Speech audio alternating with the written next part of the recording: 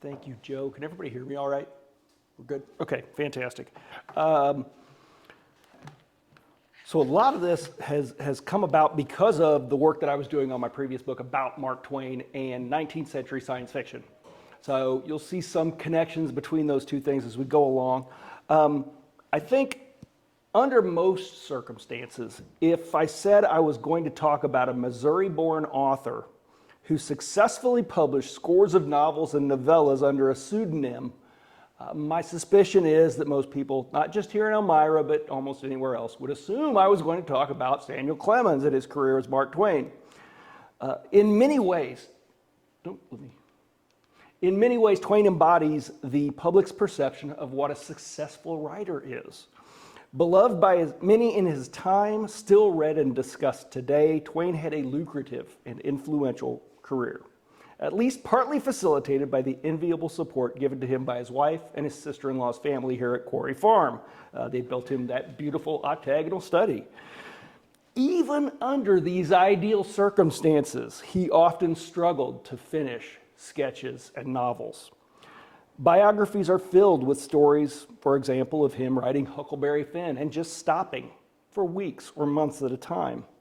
Howard Bateshole wrote an essay charting the entire drafting process of A Connecticut Yankee in King Arthur's Court. Twain took 5 years to write that novel. Like Sam Clemens, Lester Dent was a Missouri-born writer who spent his career working under a better-known pseudonym. As Kenneth Robeson, he produced over 150 novels, that's about 10 books a year, in the Doc Savage series for Street and Smith Publishing between 1933 and 1949. If Clemens represents the 19th century ideal of the popular author, Dent represents the subsequent generation's mass production standard of authorship. So tonight I'll cover Dent's strategic composition methods, Street and Smith's publishing method, and the Doc Savage story's enormous influence, both in terms of content and in terms of business model. So I want to start by thinking about the contrast between the kind of literary ideal that Twain represents and the way fiction was created in Dent's era. I'll talk about some of this at length later, but for starters, the literary ideal, circa 1800 and embodied by Twain at Quarry Farm, would be a writer who has control of their content. Now, an editor can take it or leave it, a publisher could take it or leave it, but any characters or settings or other imagined pieces of the story are the property of the author. The writer may get an advance or for an anticipated book to finance its creation, or he or she can sell it to the highest bidder. The writer also sets his or her own pace, with some understanding that quality work requires time and dedication. If successful, the author can achieve fame and notoriety, which facilitates more writing opportunities and better pay. In the pulp reality, which was already in effect in dime novels during Twain's lifetime, the publisher owns the characters and idea. The author works for hire on salary and is paid by the story or sometimes by the word. The editors of the property may pitch ideas or even require a plot from the writer. The writer's job is simply to deliver what the editors ask for, which could include plot, but also simply the length of the story. The pace is set by the publishing schedule, which is often monthly or weekly. It's a lot more like writing for a newspaper than writing a novel, even though the result is fiction. Finally, the writer is kept anonymous from the audience due to a pseudonym owned by the conglomerate. So the publisher not only owns the character and the main ideas of the story, they own the name that the story is published under. If they want a new author, or if the current author is troublesome, asking for more money, they can easily be replaced. The author remains in perpetual anonymity. This next bit may sound like a digression, because it is. But I didn't know when I accepted to come here and give this presentation that it would be at the end of a 5-month strike by the Writers Guild of America. Looking at professional writing helps us see that today's age of franchise fictions, multimedia storytelling, and conglomerate-owned properties particularly superhero narratives, resembles Twain's world less and less, and Dent's world more and more. For example, the WGA writers were concerned about residuals, not just an initial payment for creating a story, but also getting a percentage of the money made every time that story is aired. The writer's strike agreement allegedly includes things like having a minimum number of writers on staff for a TV series, depending on the number of planned episodes. So a lot of what was being negotiated was not just better pay, try to get better pay, but also better workplace conditions, a fair spread of the workload. What I'm going to talk about tonight is about individual writers under pressure producing large volumes of fiction in a small amount of time, the kind of situation the writer's strike aims to prevent from happening again.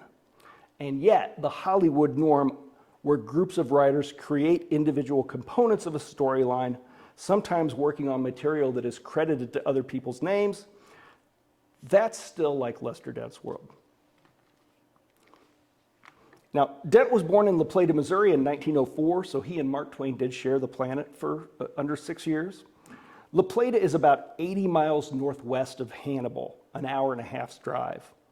Like Sam Clemens, Dent achieved literary success very much despite a lack of formal education and his remote geographical location.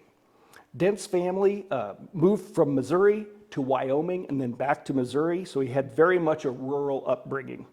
In fact, his biographer, Marilyn Canaday, has suggested that he was easily able to write crime noir detective series, particularly the gory details about corpses or the sound of someone being maimed or tortured, because of his life growing up on a farm where cattle and hogs were born, operated on, and slaughtered. Dent's family moved around. He eventually married his wife Norma from Carrollton, Missouri in 1925. By the late 20s, he was working as a news telegraph operator in Tulsa when he learned that a co-worker had successfully sold a short story. Dent later explained that the writer showed him a check for $300 and some odd. Right away, Dent said, I rolled up a sheet of paper into a typewriter and started writing. Keep in mind, in the 1920s, there were dozens of all-fiction magazines being published and sold at magazine racks across the country. Dent wrote 13 stories before he made his first sale to Top Notch magazine for $250, quite a bit of money back then. And he sold 5 stories like it in 1930. At the end of that year, Dell Publishing wired him. The message said, if you make less than $100 a week at your present job, advise you to quit. Come to New York and be taken under our wing with a $500 a month drawing account. Well, he took him up on this. He began writing stories for 2 Dell fiction magazines. One was called Scotland Yard Detectives and Sky Riders, which was about aerial warfare. He did that for a penny a word while also selling other stories to different publishers. He made really good money this way, provided he could write quickly and competently. The Depression, however, came along and hurt magazine sales, and those 2 Dell magazines went out of business. So now he was trying to make a living as a completely freelance writer. He and his wife, 2 kids from Missouri, living a relatively expensive life in New York. Because of Dent's success in crime publishing, the editors at Street and Smith contacted him. And it's under those circumstances that Doc Savage came into existence. But I want to talk about Street and Smith first. What was it like to work at Street and Smith? Well, they had a fiction production system that went back to the 1870s, to the dime novels of that time. Now, in his landmark study of dime novels, which is called Mechanic Accents, Michael Denning says the format was distinguished by the repeated formulas, the quantity and rapidity of the writing, and the lack of a clear author. All these elements were present in the multiple dime novel companies of the 1880s and 90s, including Street and Smith, but also Toosey, Monroe, and other famous publishing houses. To mass produce fiction in weekly features, they had to rely on many authors. Time was of the essence. For example, the writer Lucien Ahrens, who was the most popular science fiction writer of that time, writing the exploits of boy inventors Frank Reed Jr. and Jack Wright, He was able to procure a job writing for Toozy at the age of 14, primarily because of his penmanship, which was easy for the typesetters to read, and that expedited the process of going to print. Denning quotes Edward Bach, who was the editor of the comparatively genteel monthly magazine Ladies' Home Journal, who in 1892 wrote about his awe at dime novel production. He described the office he saw as a literary factory.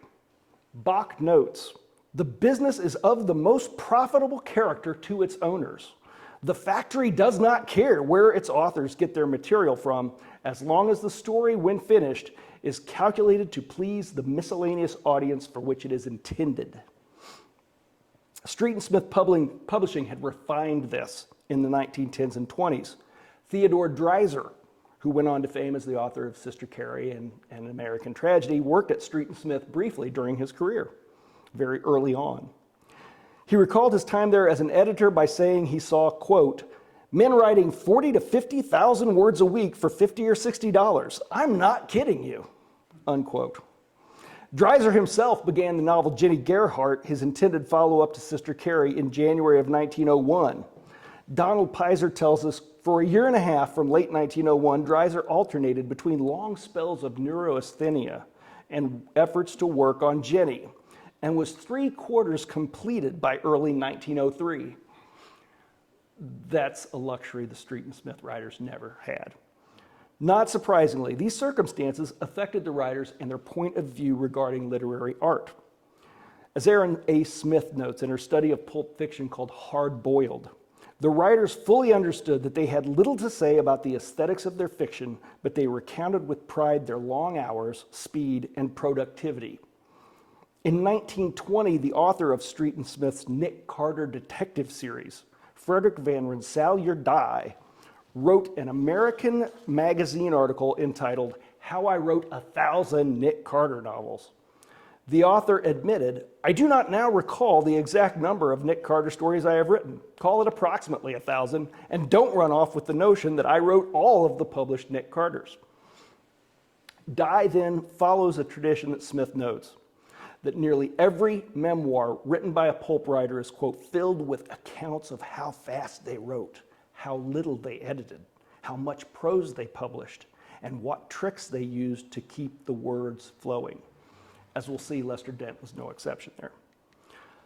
Pulps as a phenomenon and an object of study are very much grounded in the early 20th century. They inhabit a Grand Central Station newsstand of the American mind, beloved or despised for their cheap paper and colorful, often lurid covers. Most pulps were exclusively fiction, growing from magazines like Argosy in the 1890s, to specialized genre-exclusive periodicals such as Hugo Gernsback's Amazing Stories from 1929, which focused on science fiction, or Love Story magazine from 1921 that published romance fiction. Street and Smith's Detective Story magazine was one of the many crime and detective pulps on newsstands at its time, and it's a key element of the Doc Savage story. So before we return to Lester Dent, let's discuss the character that made his career and why he even existed. Because this was pulp publishing, the fiction factory, a lot of groundwork for the character was developed before Dent was brought in, and some of it happened purely by chance. In 1933, Street and Smith attempted to increase the audience for the aforementioned pulp, Detective Story magazine, by producing a radio program called the Detective Story Magazine Hour. The show would include adaptations of tales from the magazine by a variety of authors.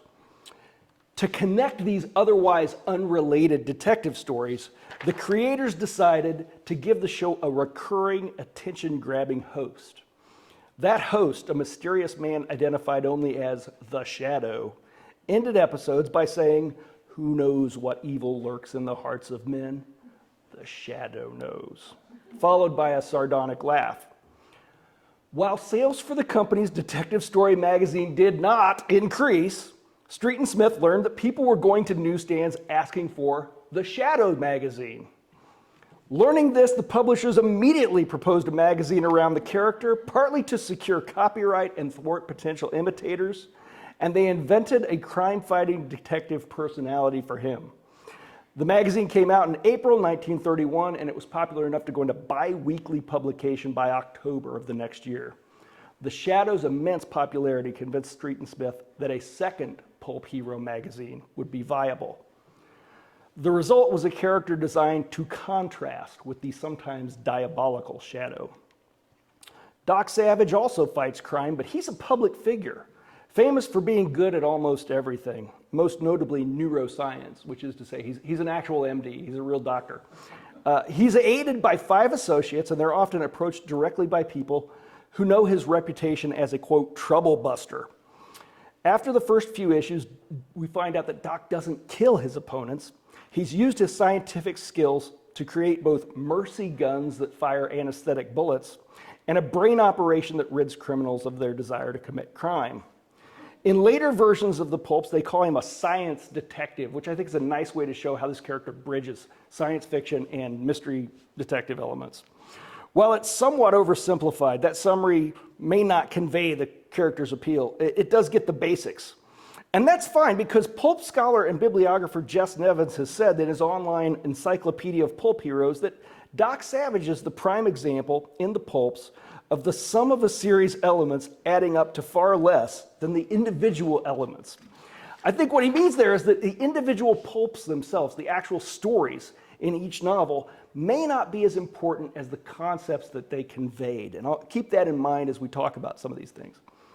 A typical Doc Savage story would begin with a strange murder or a person in peril reaching out to Savage at his office on the 86th floor of a New York skyscraper.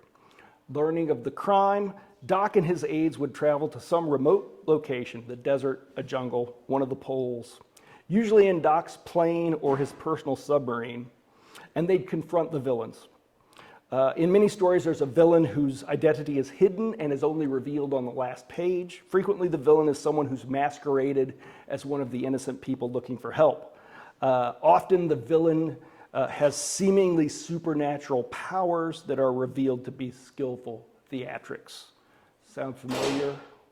The writers of Scooby-Doo owe a debt to Doc Savage for those latter two, but that is not the most important work of entertainment that was influenced by Doc Savage.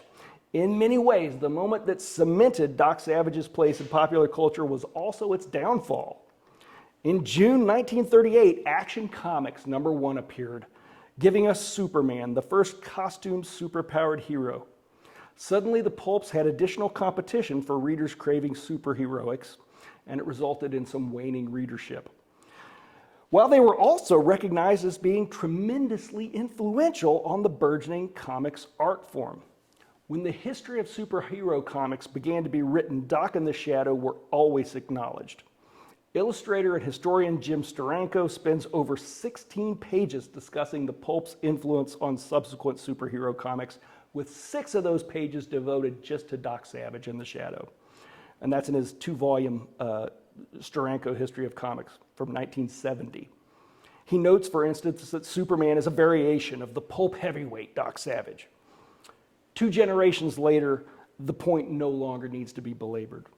In 2021's Keywords for Comic Studies, Benjamin Saunders succinctly states, early pulp heroes such as Doc Savage and the Shadow are clear precursors to Superman and Batman. To Steranko and Saunders' points, Jerry Siegel and Joe Shuster borrowed from Doc Savage liberally in creating the now ubiquitous Superman, giving him the same first name, Clark, a similar moniker, the Man of Steel, rather than Savage's Man of Bronze, and a polar fortress of solitude as a base when he's not adventuring. Ads for the Doc Savage magazine even used the word Superman, so the term had been associated with Doc Savage. And as a multimillionaire using gadgets to fight crime, he's not unlike Batman. Street and Smith's pulp heroes are definitely linked to the first 2 major comic book superheroes whose successes inspired countless other characters. If you're one of the people who's tired of DC and Marvel movies at your Cineplex, you can blame Doc and the Shadow a little bit. But before all that happened, the first Doc Savage story had to be written, and that wasn't something Lester Dent was involved in. At that point, the 2 Street and Smith editors Henry Ralston and John Nanovic created the character and wrote a lengthy treatment that was meant to establish the ground rules of Doc Savage storytelling. This was the document that Lester Dent would turn to again and again. The treatment covers what we'd call the backstory of the character, and it results in a collaboration that we rarely see in the case of writers like Mark Twain. Here's what it describes. The main character, Doc Savage, is a powerful man with bronze-colored skin, bespeaking long years spent beneath tropic and northern skies. That's a quote. He has 5 companions with whom he worked during the World War. Each of them is an expert in one particular field, whereas Doc excels in all these areas. The aides are Rennie, an architect, Long Tom, an electrician, Johnny, the archaeologist, Ham, a lawyer, and Monk, a chemist. In the treatment, Doc says he's going to take on his father's goal after his father's death, to go from here and there, from one end of the earth to the other, looking for excitement and adventure, striving to help those who need help, to punish those who deserve it. Well, Lester Dent uses that phrase word for word in his first Doc Savage novel, The Man of Bronze. So the character is a globe-trotting adventurer. He's a polymath, brilliant in multiple fields, and he wants to right wrongs. Now, if you're familiar with Richard Slotkin's books, The Fatal Environment and Gunfighter Nation, you know that he addresses the dime novel detective as a continuation of the frontier myth. It draws a narrative line from the mid-1800s dime novel cowboy detective, like Deadwood Dick, to the early 20th century hard-boiled heroes such as Dashiell Hammett's Continental Op. While the location changes the ideology from frontier populism to urban progressivism, that is, from out on the frontier to the city, Slotkin states that both of these geopolitical viewpoints avoid distinctions of class in favor of charting a struggle between independent individuals, what he calls free labor, against corporations and organizations that seek to control them. And more than that, Street and Smith Publishing had been key in creating and establishing the frontier detective story. And their Nick Carter detective stories had moved that trope into the cities. So Doc was produced by the same corporation that helped America experience the private eye trope for decades, particularly its emphasis on his independent individual agency. Now, at this point, both Ralston and Nanovic knew who Lester Dent was because he'd been publishing so frequently, and they wrote to him. And basically, they asked him to write one issue of The Shadow, a 60,000-word novel, just to prove that he was cut out for the job. He did that. He was then allowed to read the 28-page treatment, and they had a brainstorming session to develop a story on which the first issue is based. Dent wrote The Man of Bronze in 13 days. That's a 55,000-word novella published in the magazine's first issue. The deal that Dent agreed to was this: deliver one book-length story per month for $500 per month. The Doc Savage magazine would be published under a house pseudonym, Kenneth Roberts, rather than Dent's own name. But he was allowed to subcontract to other authors he would supervise. They soon discovered that Kenneth Roberts was the real name of a historical fiction writer, so they changed the name to Kenneth Robeson, and that's who Dent was for many years. He wrote 159 of the 180 Doc Savage novels over a 16-year period. The one thing he really negotiated for before he agreed was ancillary rights, which that includes radio and motion picture dramatic rights. I'll talk more on that later. Only after many decades did fans begin to interview Dent and the other pulp writers and determine who wrote which issue of the Doc Savage magazine. The results were ultimately published online in the List Oasis on the 86th floor fan website, before becoming incorporated into the general Doc Savage Wikipedia page in the mid-2000s. So this was, almost no one knew this stuff 25 years ago, other than a few really dedicated fans. Now you can go on Wikipedia and find it all. But if you notice this, they have a list of when each story was written. And down here, by the time we get to 1935, it starts to, in parentheses, tell you if someone besides Lester Dent wrote it. So you'll notice that in 1934, one story was written by Harold Davis. His friend, William Ryerson Johnson, wrote one of the stories in 1935. Again, Dent is writing most of these, but at other times it's someone else publishing as Lester Dent. And again, it even says here some notes like, Dent rewrites entirely. So if he wasn't happy with the story, he would go ahead and change it. I want to talk a little bit about that kind of authorship. On one hand, what Dent did is a heroic amount of writing, delivering a new novel with a new plot every 30 days. On the other hand, his work was scrutinized by Nanovic and Ralston, and he stayed close to their initial formula. For example, I mentioned that he used their description of Doc's need for adventure almost word for word in the first story. That creative repurposing of text was something Dent did. For example, one of Doc's aides, his 5 sidekicks, is an electrician named Long Tom. In their treatment, Nanovic and Ralston describe him as, quote, undersized, slender, fairly set up, a none too healthy complexion. Dent uses the same words, none too healthy, exactly in 4 of the first 5 Doc Savage novels. So on some level, he's not just using the ideas, but he's taking their phrasing to construct these tales. Another example is one of the weirder elements of Doc Savage. When Doc is faced with trouble and begins thinking of a way out, basically whenever he solves a puzzle, he makes a strange vibrato whistling sound. In the Ralston Nanovic treatment, it's described like this, right after a bullet has whizzed past the hero's head. It was a low, mellow trilling sound, like the song of some strange bird of the jungle, or the sound of wind filtering through a jungled forest. It was the sound that was part of Doc, a small unconscious thing he did in moments of utter concentration. Well, for all but one of the first 13 issues, that's how Dent describes the sound. In the Sargasso Ogre, Dent says, it was part of Doc Savage, this sound, a small unconscious thing he did in moments of stress. By the time he'd written 12 stories, Dent had changed it a little with only key words remaining. This is another quote.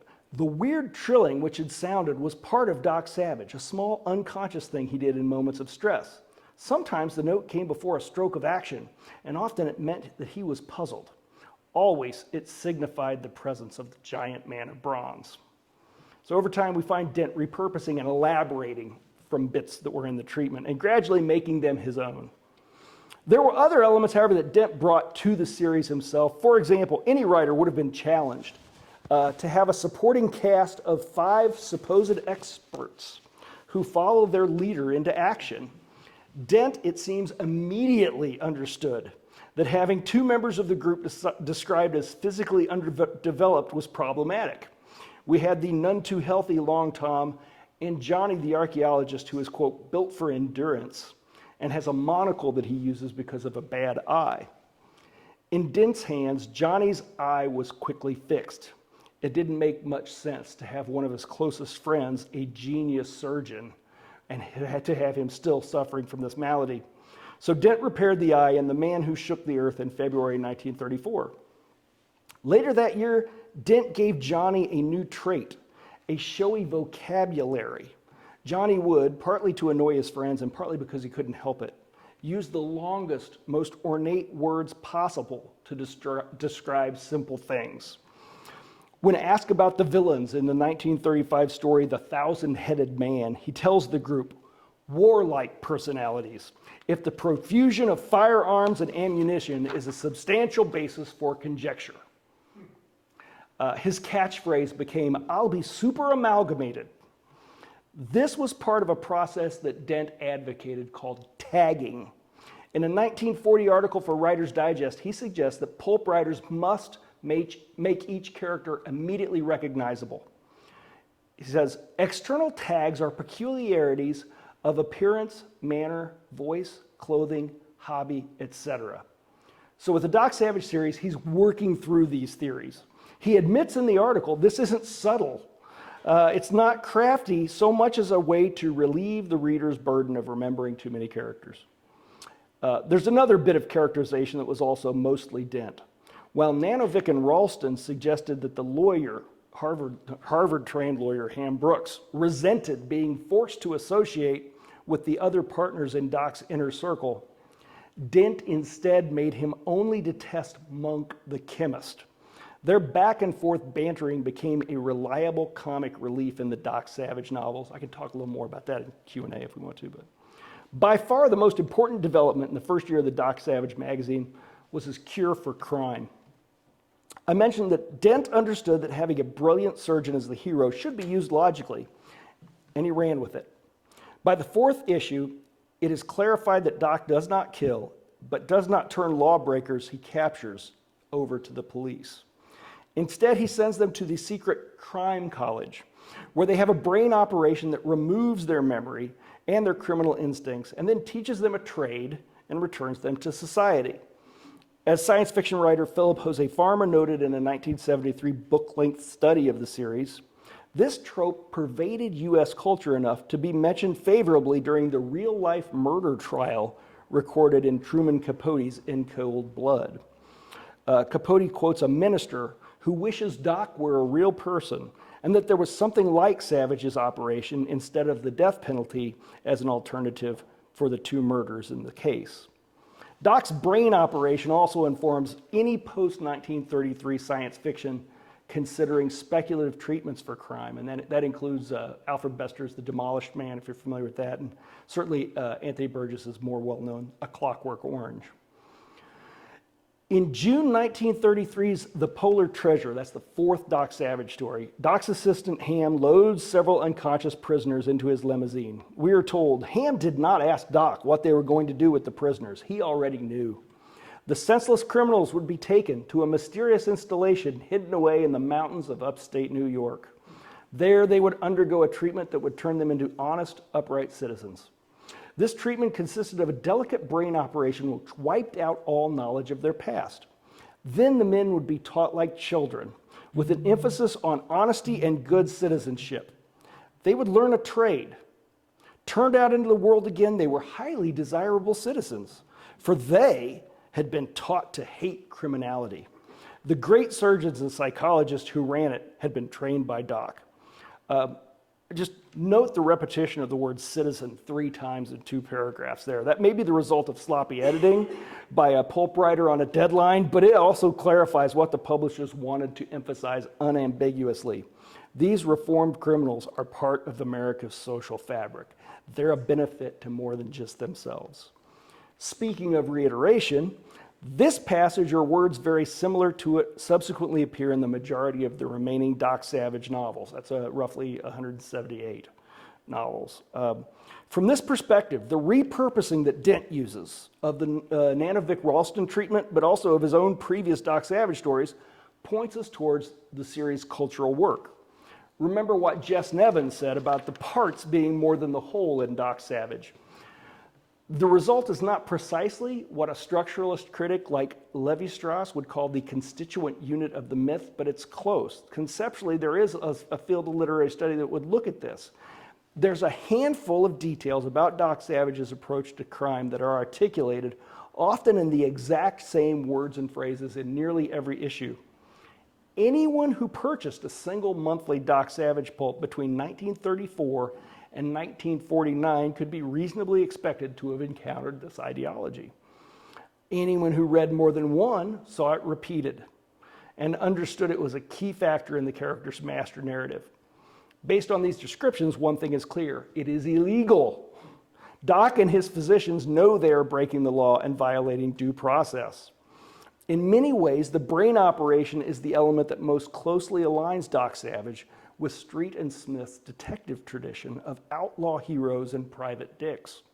He is a free agent who answers only to himself, making ethical decisions independently without the checks and balances of employers, constituents, or other social structures. I'd say simultaneously, it's also perhaps the biggest science fictional element as well. So why was Lester Dent the right person to compose the Doc Savage novels and oversee them? Well, Dent understood how to work under the circumstances. He not only wrote formula, but he refined it. In 1936, Dent sold an article to the Writer's Digest yearbook that outlined his method for producing short stories. In it, he argued, most editors who say they don't want formula stories don't know what they're talking about. What Dent's well-received article shared was what he called a master plot for any 6,000-word pulp story. It has worked on adventure, detective, western, and war air. It tells exactly where to put everything. No yarn of mine written to the formula has yet failed to sell.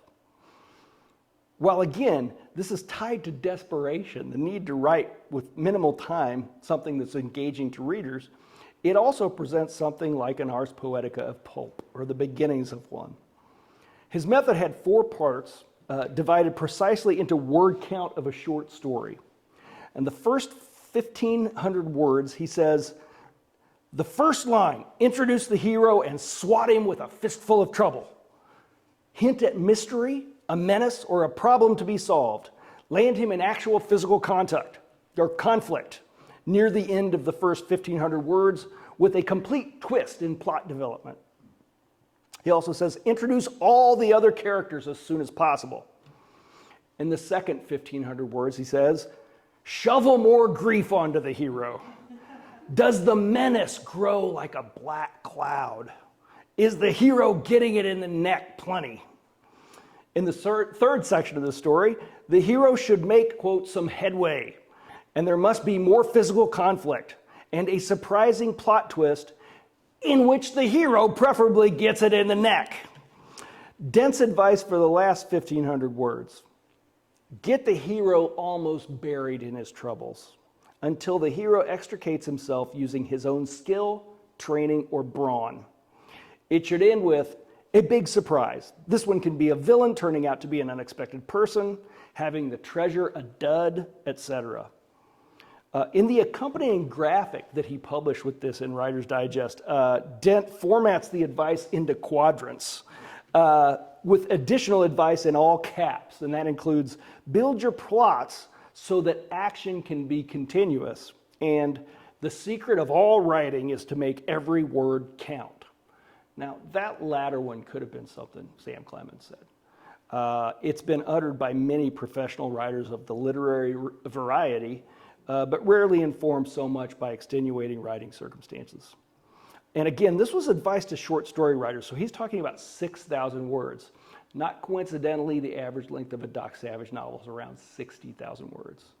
So if we just multiply this, you'll easily see that it still works for a 60,000 word. You get a pretty good outline for the Doc Savage novels. Okay, I want to talk quickly about Doc Savage, or Dent's life with Doc Savage. While he hadn't created the character, he had written more than 75% of the books, and by the 1940s, they were still extremely popular. Despite that, he was famous as Kenneth Robeson, a fact that bothered him more after he moved back to La Plata, Missouri to continue writing Doc Savage remotely in 1940. He was actually an early adopter of telecommuting, what we now consider that. His wife, Norma, once said he had more prestige in New York than he had in La Plata. But Dent did, during the 1930s, get at least one form of Doc Savage entertainment billed to his own name, a radio show. The show was broadcast in 1934, and like many shows of the time, it was never run or aired again, and it was never recorded. We can't hear this. Historian Will Murray says we're fairly certain they were aired live, and we're not even sure who starred in them. What we do have are the scripts that Lester Dent wrote and donated via his estate to the University of Missouri. Because he negotiated for those ancillary rights when he was first offered the job, the radio show was attributed to Lester Dent, not Kenneth Robeson.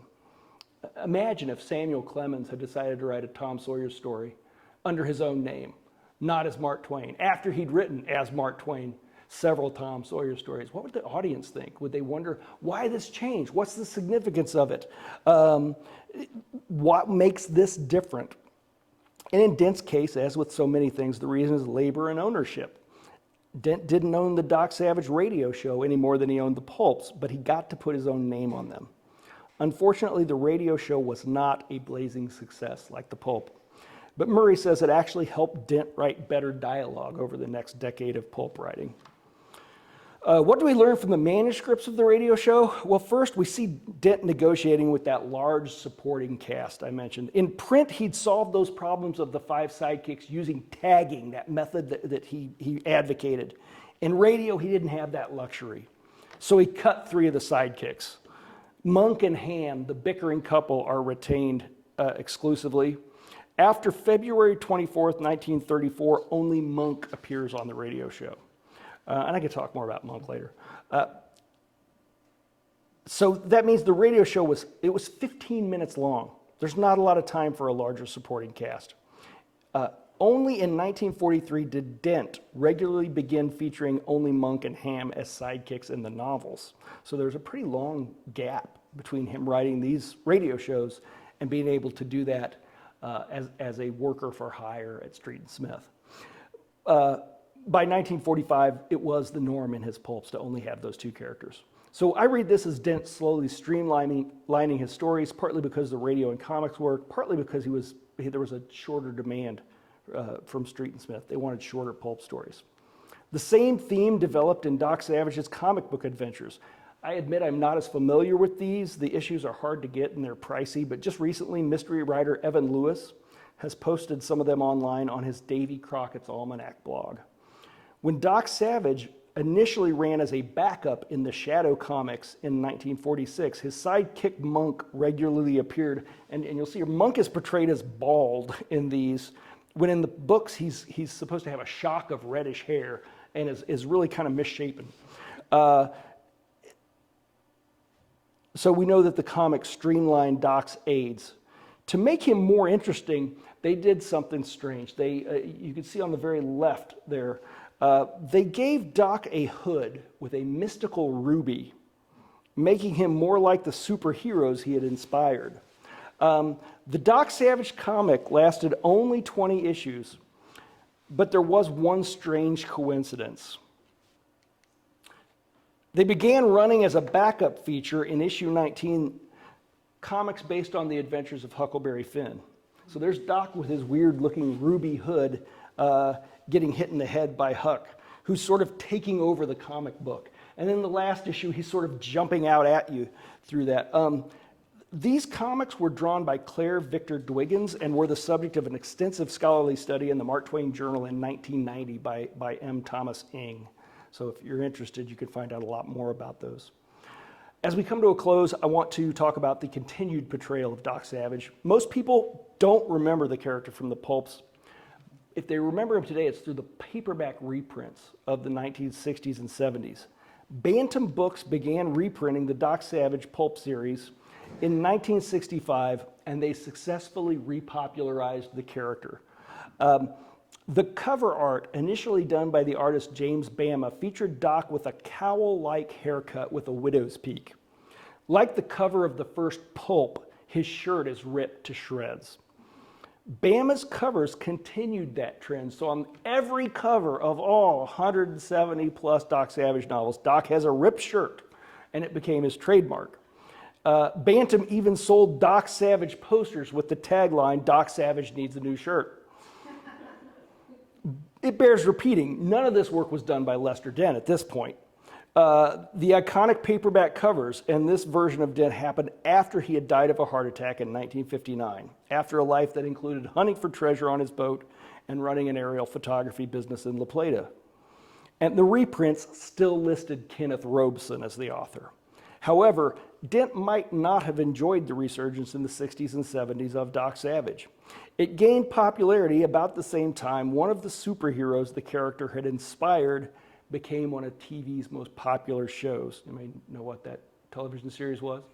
Batman, yes. What was the tone of Batman like? For one thing, it was in color and not much TV was back then. What, goofy?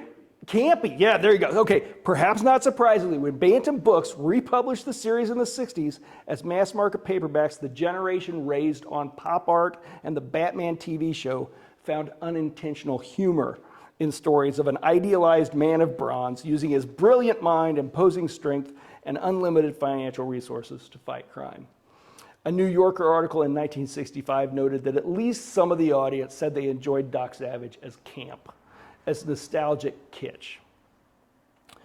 Still, the combined audience of young adult readers and camp lovers was enough to result in the republication of all these novels. As I've suggested, these publishing practices establish a trend that anyone familiar with studying the history of comic books or television would recognize. A trend where multiple writers churn out storylines about the same character, who's owned by the conglomerate rather than any single creator, with the actual authorship distorted or concealed by production methods. In many ways, subsequent comics, TV, and movie franchises all draw from the collaborative corporate writing process refined by publishers like Street and Smith. And they owe a debt to Missouri's Lester Dent. Thank you.